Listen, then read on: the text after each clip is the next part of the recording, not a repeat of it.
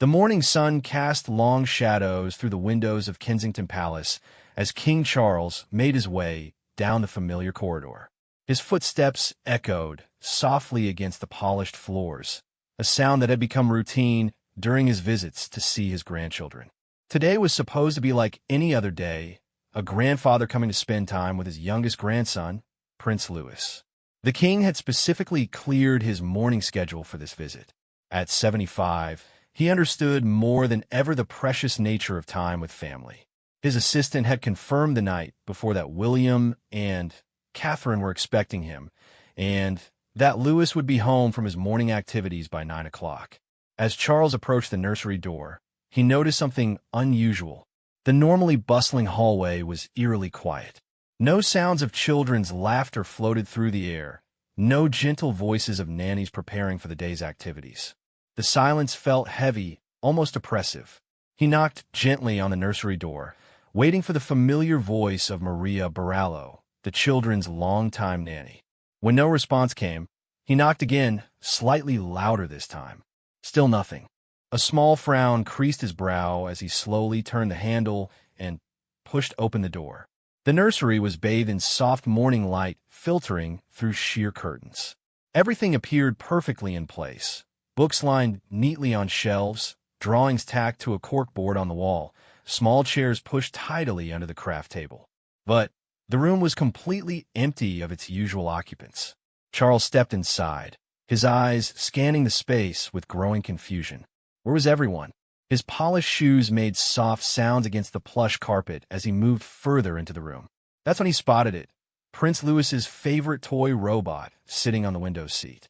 The silver and blue robot was one of Louis's most treasured possessions. The young prince rarely went anywhere without it, carrying it to meals, to the garden, even trying to sneak it into formal events.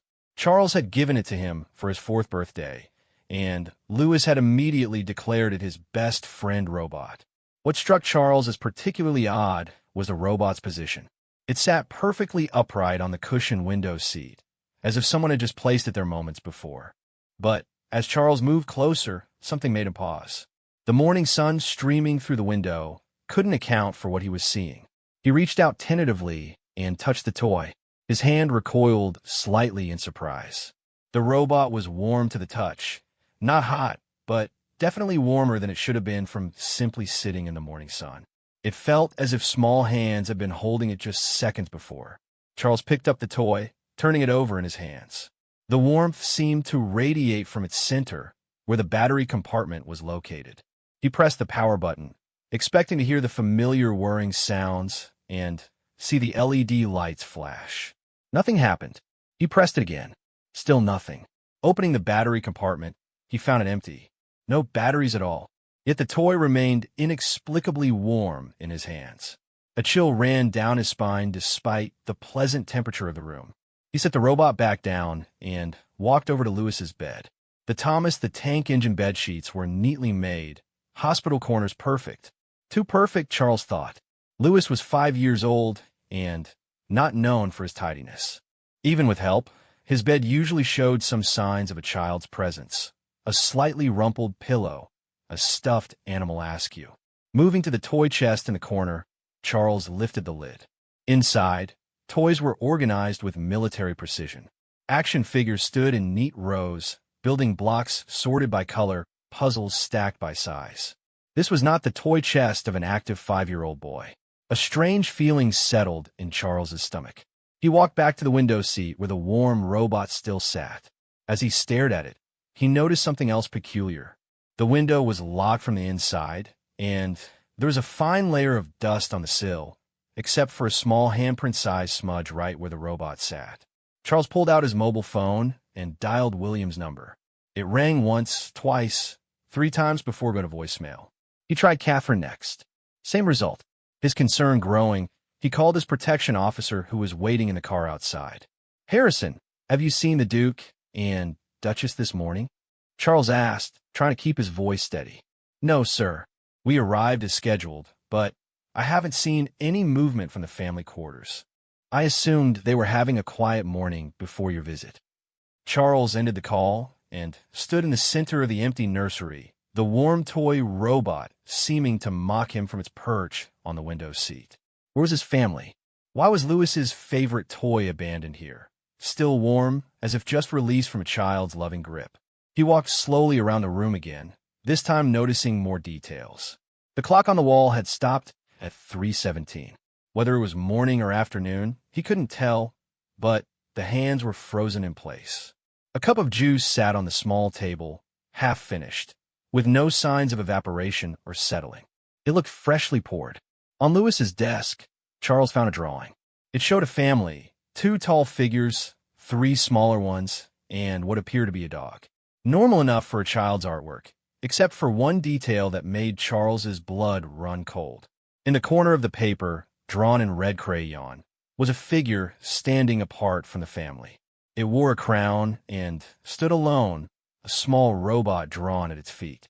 Charles picked up the drawing with trembling hands. When had Louis drawn this? The paper felt crisp and new, the crayon marks fresh and waxy. He set it down carefully and backed away, his mind racing with possibilities, none of them comforting. The warmth of the toy robot seemed to pulse from across the room, drawing his attention back again and again. It sat there, innocent and yet somehow ominous, a plastic and metal sentinel guarding secrets Charles wasn't sure he wanted to uncover.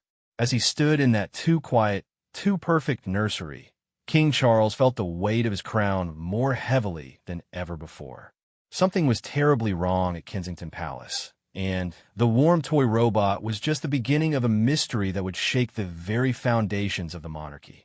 The king walked back to the robot one more time, reaching out to touch it again. Still warm. Still impossible. As his fingers made contact with the plastic surface, he could have sworn he heard something, a whisper, a giggle, the ghost of his grandson's laughter. But when he spun around, the nursery remained empty, silent, and waiting. Outside the palace windows, London continued its daily bustle, unaware that inside these ancient walls, King Charles stood frozen in shock, a warm toy robot in his hands and a cold fear in his heart. The nursery was empty, but something or someone had been here. The question that echoed in the king's mind was simple and terrifying. Where was Prince Louis?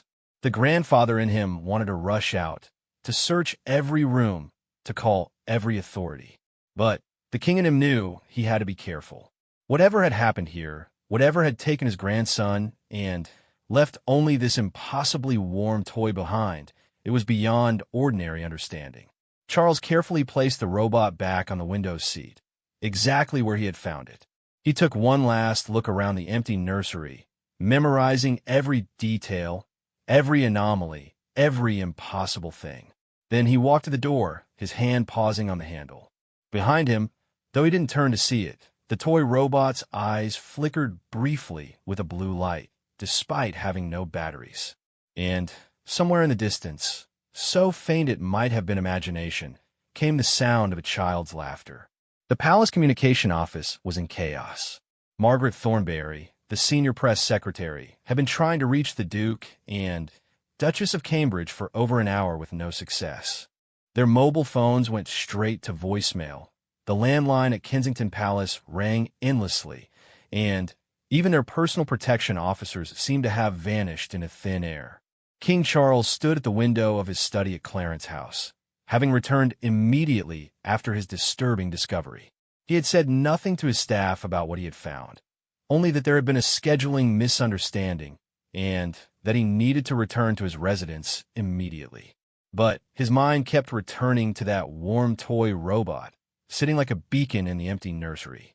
He had asked his private secretary, Sir Edward Pemberton, to discreetly inquire about the whereabouts of William and his family.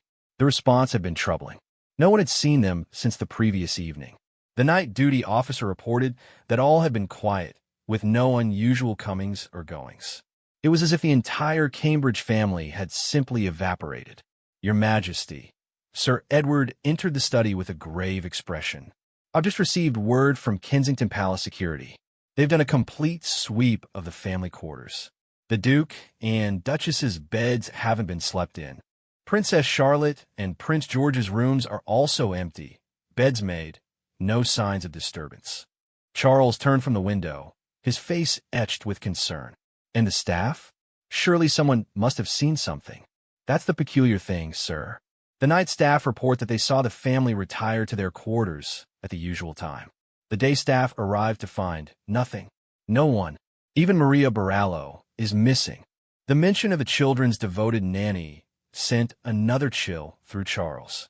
Maria had been with the family for years, a constant, reliable presence. She would never simply abandon her charges. Sir Edward, I need you to listen very carefully to what I'm about to tell you, Charles began, moving to sit behind his desk.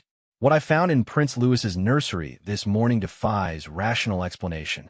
He proceeded to tell his private secretary about the warm toy robot, the stop clock, the fresh juice, and the disturbing drawing. Sir Edward's expression grew more troubled with each detail. Have you touched anything else, Your Majesty? Moved anything? Only the robot and the drawing. Everything else I left exactly as I found it. Charles paused, choosing his words carefully. Edward, in all your years of service, have you ever encountered anything that couldn't be explained by conventional means? Sir Edward shifted uncomfortably. There have been incidents, Your Majesty, things that were kept out of official records. The palace has a long history, and not all of it is easily explained. Before Charles could probe further, his personal phone rang. The display showed an unknown number. He hesitated, then answered. Grandfather? The voice was small, distant, but unmistakably Prince Louis. Charles gripped the phone tighter. Louis? Where are you? Are you safe? The robot misses you, Grandfather. He's warm because he's been playing. Louis, listen to me. Where are Mummy and Daddy? Where are you calling from? There was a pause, filled with static that sounded almost like whispers. Then Louis spoke again, his voice dreamlike and far away. We're playing a game. The old lady said we could play in the special room, but I don't like it here. It's too bright and too dark at the same time. What old lady, Louis? Who is with you? She knows you, Grandfather. She said she's been waiting a very long time. She said the robot would show you the way, but you have to remember the numbers. What numbers, Louis? Please, tell me where you are. 317, Grandfather. Like the clock, like the room, like the year she went away. The line crackled with interference. The robot is the key. It remembers everything, even the things that were supposed to be forgotten. The line went dead. Charles immediately tried to call back, but the number showed as unavailable. He looked at Sir Edward, who had gone pale. 317, Sir Edward whispered. Your Majesty, I need to check something in the archives. If I'm right, but it can't be possible. What are you talking about? Room 317 in the old wing of Kensington Palace. It was sealed in 1917 by order of King George V. The records are fragmentary, but they mention a lady-in-waiting to Queen Mary who disappeared under mysterious circumstances. Lady Eleanor Whitmore. Charles felt his mouth go dry. Disappeared? The official record states she left service due to illness. But there are other documents, ones that were meant to be destroyed. They tell a different story. Lady Eleanor was said to have been involved in spiritualism, seances. She claimed she could speak to the dead princes in the tower. Queen Mary was initially intrigued, but something went wrong. Terribly wrong. Sir Edward pulled out his tablet and began searching through digital archives. Here, a letter from Queen Mary to her husband, dated March 17th, 1917. She writes, The children must never know what Eleanor has done. The room must be sealed. She cannot be allowed to finish what she started. The future of the monarchy depends on it. Charles stood abruptly. We're going back to Kensington Palace. Now, and bring a team, but keep this quiet. If the press gets wind of this, I understand, Your Majesty. I'll assemble a discreet team immediately. As they prepared to leave, Charles couldn't shake Louis's words from his mind. The robot was the key. But the key to what? And what did Lady Eleanor Whitmore want with his grandchildren? Back in the empty nursery at Kensington Palace, the toy robot sat on its window seat perch. If anyone had been there to see it, they would have noticed its position had changed slightly. It now faced the door, as if waiting. And, despite the cool afternoon air, it remained warm to the touch, pulsing with an energy that belonged to no battery-powered toy. In the sealed archives beneath the palace, old papers rustled without any breeze. A photograph, yellowed with age, showed a stern-faced woman in a Edwardian dress standing beside Queen Mary. Lady Eleanor Whitmore's eyes seemed to follow whoever looked at the picture, and in her hands, barely visible, was a small mechanical toy, a wind-up soldier that bore an uncanny resemblance to a modern robot. The mystery was deepening, and time was running out. Somewhere, in a place between light and dark, 5-year-old Prince Louis clutched his robot toy and waited for his grandfather to solve a puzzle that had been waiting over a century to be completed. The sealed wing of Kensington Palace had been forgotten by most. Hidden behind a false wall installed during renovations in the 1960s, it existed in a state of perpetual twilight, frozen in time. King Charles, accompanied by Sir Edward and a small team of trusted security personnel, stood before the concealed entrance that maintenance had taken 2 hours to locate and access. "Your Majesty, I must advise against this," Harrison, the king's protection officer, said firmly. "We don't know what we might find in there. The structural integrity alone—" "My grandchildren are missing, Harrison," Charles interrupted. "If there's even a chance they're in there, we're going in." The hidden door swung open with surprising ease, releasing air that smelled of roses and decay. The beam of their flashlights cut through the darkness, revealing a corridor that belonged to another era. Gas lamp fixtures lined the walls, their brass fittings green with verdigris. The wallpaper, once elegant William Morris designs, hung in strips like dead skin. The electromagnetic readings are off the charts. Dr. Patricia Hollowell, the palace's discreet special circumstances advisor, whispered. She held a device that clicked and whirred. "Whatever's happening here, it's not natural." They moved in single file down the corridor, their footsteps muffled by a thick layer of dust. Except, Charles noticed with growing unease that there were other footprints in the dust. Small ones, child-sized, fresh. Room 317 should be just ahead. Sir Edward consulted a hand-drawn map from the archives. His voice was steady, but Charles could see his hands trembling slightly. They rounded a corner and stopped. The door to room 317 stood open, golden light spilling into the dark corridor. Not electric light, something softer, warmer, impossible. From inside came the sound of children's voices and tinkling laughter. Charles pushed past his protection officer and stepped into the doorway. What he saw made him question his sanity. The room was magnificent and terrible simultaneously. It existed in 2 states at once: a lavish Edwardian parlor with silk curtains and ornate furniture, overlapped with a decay that showed a century of abandonment. The walls shifted between pristine wallpaper and peeling ruins. The chandelier was both brilliantly lit and thick with cobwebs. In the center of this impossible room sat his grandchildren. George, Charlotte, and Louis were arranged on an oriental carpet, playing with toys that flickered between modern electronics and antique wind-up contraptions. William and Catherine stood frozen by the window, their eyes open but unseeing like living statues. "Grandfather," Louis looked up, his face bright with joy that quickly dimmed. "She said you'd come. She said the robot would bring you." Before Charles could respond, the temperature in the room plummeted. His breath came out in visible puffs as a figure materialized from the shadows. Lady Eleanor Whitmore looked exactly as she had in the photograph, severe, elegant, and thoroughly dead. Her form wavered between solid and translucent, her Edwardian dress rustling with the sound of dried leaves. "Your Majesty," she said, dropping into a perfect curtsy that was both mocking and respectful. "How good of you to finally join us. I've been waiting such a very long time." "Let them go," Charles commanded, surprised by the steadiness of his own voice. "Whatever grievance you have, it's with the crown, not with these children." Lady Eleanor laughed, a sound like breaking crystal. "Grievance? Oh, Your Majesty, you misunderstand. I bear no grudge. I simply wish to complete what was started. Your great-grandmother was so close to understanding, but fear made her weak." She glided across the room, passing through furniture as if it wasn't there. "Do you know what Queen Mary and I discovered?" The monarchy isn't just symbolic, Charles. It's a binding, a contract written in blood and tradition holding things in place that would otherwise slip through the cracks of reality. You're mad, Charles said, but even as he spoke, he felt the truth of her words resonating in his bones. Mel? Perhaps, but also right. The binding was weakening even in 1917. Queen Mary felt it, I felt it. We tried to strengthen it, to reach across the veil and touch the source of royal power. But she became frightened when she realized what that meant.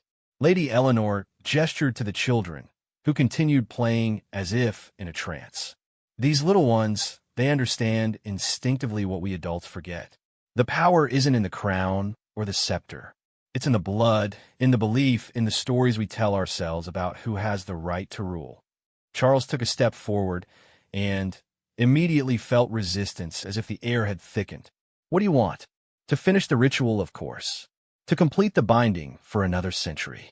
Queen Mary locked me away before we could finish, trapped me in this room between worlds. But I've had time to perfect the process. All I needed was the right catalyst. She smiled at Louis. The young prince's toy, infused with such love and modern energy, it created a bridge between then and now. The robot, Charles breathed. A focus object, nothing more. But powerful in its simplicity. Children's toys have always been conduits.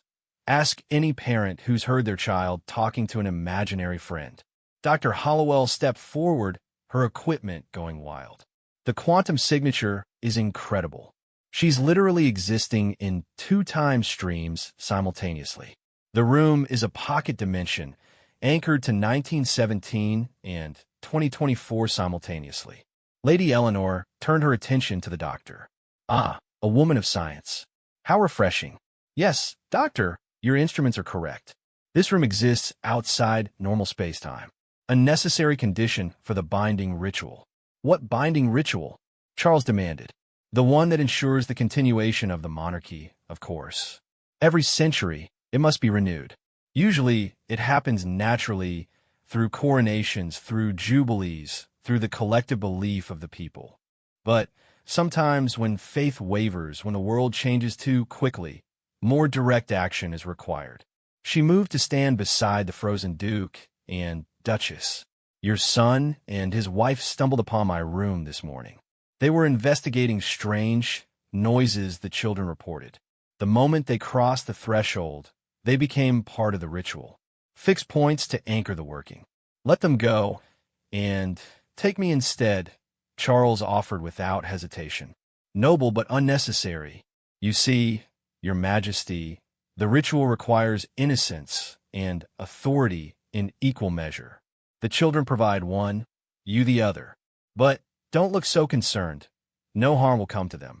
They'll simply help me complete what should have been done a century ago. Louis suddenly stood up, still clutching his robot. His eyes were clearer now, more focused. Grandfather, she's not telling you everything. The ritual, it doesn't just bind the monarchy. It binds her too. She'll become part of it forever, neither living nor dead, always watching, always waiting. Lady Eleanor's expression flickered with something like fear. Clever child. Too clever by half. That's why great-great-grandmother stopped you. Charlotte spoke up, her young voice carrying surprising authority. She realized you weren't trying to save the monarchy. You were trying to possess it. The room began to shift more violently, the 2 time periods warring with each other. The elegant furniture aged and renewed in rapid cycles. The walls cracked and healed. Lady Eleanor's form became more unstable, flickering between the stern Edwardian lady and something far older and hungrier. Enough, she shrieked. The ritual will be completed. The binding will be made, and I will have what was denied me. Power crackled through the air, and Charles felt it pulling at something deep inside him, something that had been placed there at his coronation. The weight of centuries of tradition, the accumulated belief of millions, the very essence of what made a king. But as Lady Eleanor began to draw on that power, Louis's toy robot began to glow. Not with any electric light, but with the warm, golden radiance of a child's pure love. The little prince held it high and spoke words that seemed to come from somewhere beyond his 5 years. The binding is already complete. It renews itself with every smile, every wave, every moment of connection between the crown and the people. You cannot steal what is freely given. You cannot possess what belongs to all. The robot's glow intensified, and suddenly the room was filled with voices, thousands, millions of voices. Every person who had ever cheered at a royal wedding, who had mourned at a royal funeral, who had felt that peculiar connection to the monarchy that transcended logic. Their collective belief, their willing participation in the grand story of kings and queens, pushed back against Lady Eleanor's grasping power. "No," she screamed, her form beginning to unravel. "I was so close. So close." The room shuddered, reality reasserting itself. The elegant Edwardian parlor faded, leaving only the dusty, abandoned room it had always been. Lady Eleanor's form grew thinner, more transparent. "You were wrong about one thing," Charles said quietly. "The monarchy isn't a binding." Its bright light exploded from Louis's robot, filling the room with warmth and love. When it faded, Lady Eleanor was gone. The room was just a room, old and dusty and entirely normal. William and Catherine blinked, coming back to themselves as if waking from a dream. Where are we?" Catherine asked, immediately moving to gather her children. "Mummy." Charlotte and George ran to their parents, the spell broken. Louis walked to his grandfather and held up the robot. It was just a toy now, plastic and metal with no mysterious warmth. "She's gone, grandfather. Really gone this time. The robot told me so." Charles knelt and hugged his youngest grandson tightly. "How did you know what to say, Louis?" "Those words." Louis shrugged with a casual acceptance only a 5-year-old could manage. "The robot knew. It remembered all the love you put in it when you gave it to me. Love is stronger than old magic. Everyone knows that." Dr. Hollowell's instruments had gone quiet. The electromagnetic anomalies were gone. Room 317 was just another forgotten chamber in an old palace, its mysteries dissolved by a child's wisdom and a toy robot's unexpected power. "I think," William said slowly, still holding his family close, "we should have this wing properly sealed, and perhaps blessed, just to be safe." "Agreed," Charles said, standing with Louis still in his arms. "But first, let's get out of here. I think we've all had enough adventure for one day." As they filed out of the room, Sir Edward paused to look back. For just a moment, he could have sworn he saw a figure in the shadows. Not Lady Eleanor, but Queen Mary herself, nodding approvingly before fading into the past where she belonged. The crisis was over, but its effects would be felt for years to come. The royal family had faced something beyond normal understanding and emerged stronger for it. The binding Lady Eleanor had spoken of was real, but not in the way she had understood it. It wasn't about power or control or ancient rituals. It was about the connection between the crown and the people, renewed daily through small acts of service, dignity, and, yes, love. But in the palace archives, Sir Edward made a note in the Special Circumstances file. Room 317 incident resolved. Recommend continued monitoring. Note: Prince Louis displays unusual sensitivity to temporal anomalies. Suggest discreet observation as he grows older. The robot toy, meanwhile, was quietly retired to a special display case in Charles's private study. Just a normal toy, everyone agreed. Nothing special about it all. Except sometimes, on very quiet nights, if you listened carefully, you could hear it humming. A lullaby from 1917, sung by a queen to calm her fears about the future of the monarchy she served. 3 months had passed since the incident in room 317. Life at Kensington Palace had returned to something resembling normal, though those who had been present that day carried subtle changes. William found himself checking on his children more frequently during the night. Catherine had developed a habit of testing the temperature of toys before handing them to Louis. And King Charles, well, the king had begun a quiet investigation into other forgotten rooms in royal properties. It was a rainy Tuesday morning when Sir Edward Pemberton arrived at Clarence House with a leather-bound journal, its pages yellow with age. He discovered it hidden in a secondary archive, misfiled among routine household accounts from 1917. "Your Majesty," he said, placing the journal carefully on Charles's desk. "I believe you need to see this. It belonged to Lady Eleanor Whitmore." Charles looked at the journal as if it might bite him. After a moment's hesitation, he opened it. Lady Eleanor's precise handwriting filled the pages, documenting her experiments with what she called temporal bridging and monarchical energy. But it was the final entry, dated March 16th, 1917, the day before she disappeared, that made Charles's blood run cold. The Queen refuses to understand. The binding must be strengthened, or all will be lost. I have seen it, a future where the monarchy fades not with revolution, but with irrelevance, where the connection between crown and people withers until nothing remains but empty ceremony. But there's another way. The children are the key. They always have been. Their innocence, their unquestioning belief, their capacity for love. These are the tools that can reshape reality itself. I will complete the ritual tomorrow, with or without Her Majesty's approval. If I fail, I will find another way. Time, I have learned, is more fluid than we imagine. And love is the greatest power of all. If I cannot succeed now, I will wait. A century, if need be. The right child will come, carrying the right catalyst. A toy perhaps. Something infused with pure affection. Something that can bridge the gap between what was and what must be. The future king will understand. He must. For if he doesn't, if he cannot see beyond the veil of ordinary reality, then all is lost. The binding will break, and with it, something essential about who we are as a nation, as a people, as believers in something greater than ourselves.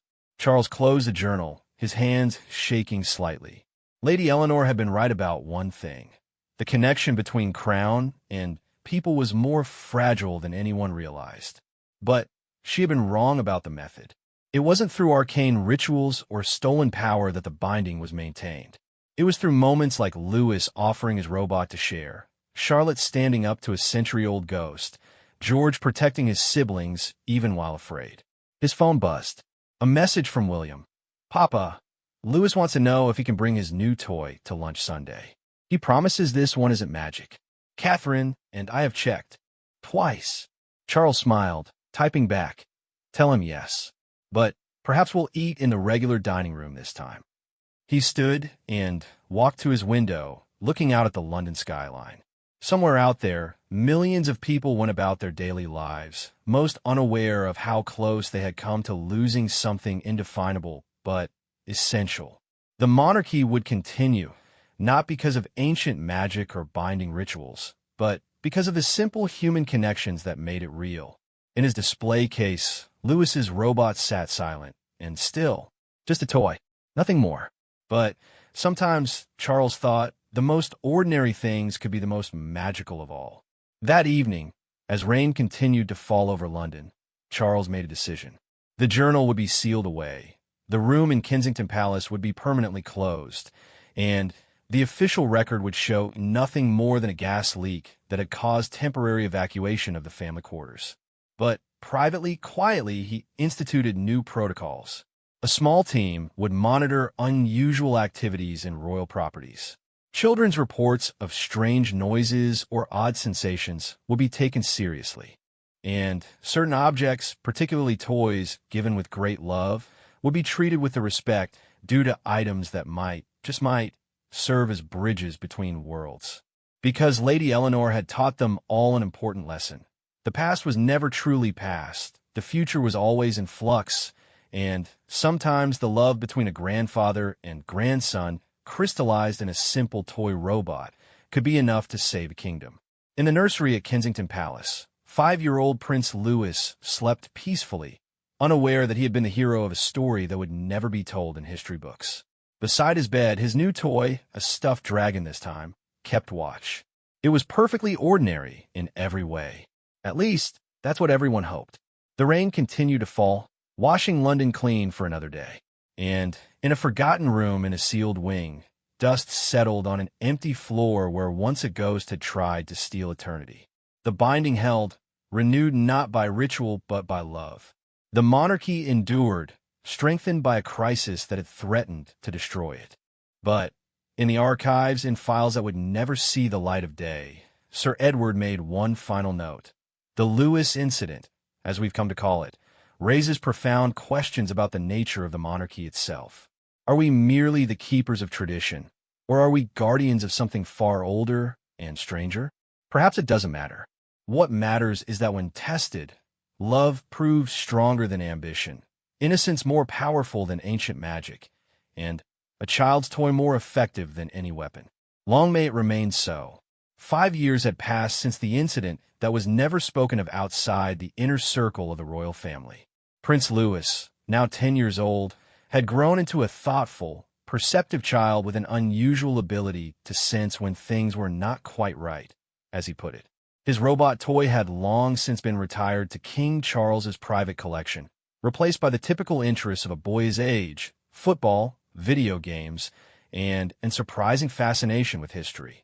It was during a routine history lesson with his tutor that Louis first noticed the anomaly. They were studying the Tudor period when he spotted something odd in a portrait of Elizabeth I. "Mr. Henderson," Louis said, pointing at the painting, "what's that in the Queen's hand?" The tutor squinted at the reproduction. "That appears to be a pomander, Your Royal Highness. A decorative container for perfumes, quite common in no, not that. The reflection in the jewel on her scepter. Look closer." Mr. Henderson pulled out a magnifying glass, humoring his young student. Then his face went pale. That can't be right." In the tiny reflection, barely visible unless you knew to look for it, was the unmistakable image of a modern toy robot. Word quickly reached King Charles, who arrived at Kensington Palace within the hour. He found Louis in the library, surrounded by history books, each one marked with sticky notes. "Grandfather," Louis looked up excitedly. "I found 17 more. Look."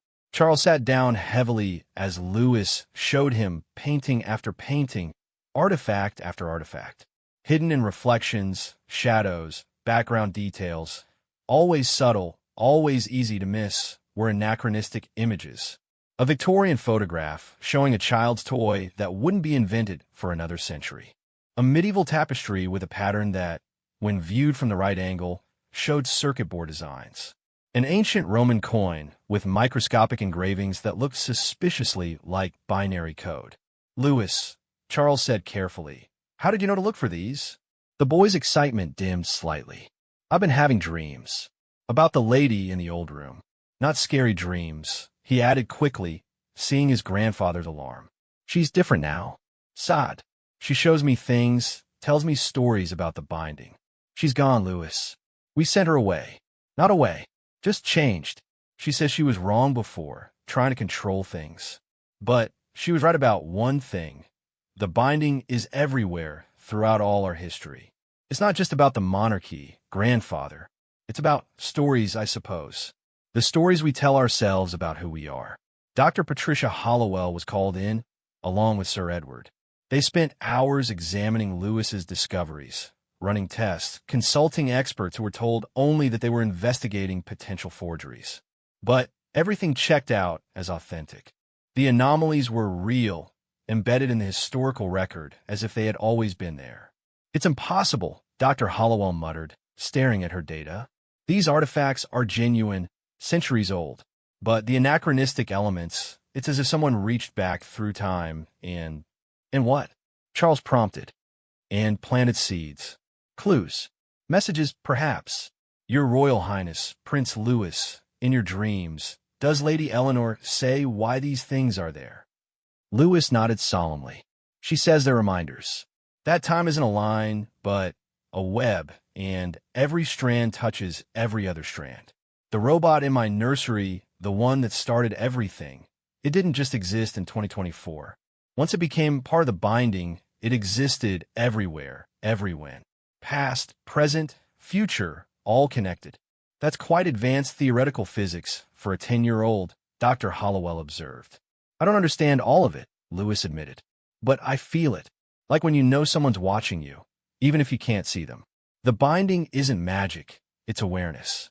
The awareness that everything is connected. Over the following weeks, more anomalies were discovered, not just in royal artifacts, but in museums, private collections, even in newly unearthed archaeological finds. Always subtle, always connected somehow to the British monarchy or the concept of continuity of leadership. The team worked in absolute secrecy, documenting each discovery. Theories were proposed and discarded.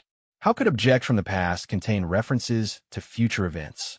How could Lewis's toy robot appear in a Tudor painting centuries before its creation? It was Lewis who provided the answer, or at least a framework for understanding. During one of his documented dreams, Lady Eleanor had shown him what she called the true shape of time. Imagine, Lewis explained, using his building blocks to demonstrate that every moment isn't separate but stacked on top of each other, like a tower where every block exists at once. The binding, what makes the monarchy work, it's like a pole through the center of the tower, holding all the blocks in place. When something becomes part of the binding, it touches every block at once. So you're saying, William said slowly, having joined the investigation, that when your robot became part of that ritual, even though we stopped it, we didn't stop it, Lewis interrupted. We completed it, just not the way Lady Eleanor planned. The robot's love, the connection between grandfather and me, between all of us and the people, that became part of the binding. And once something's part of the binding, it always was and always will be. Charles felt a chill run down his spine. Are you saying we changed history? No, Lewis said firmly. History was always this way.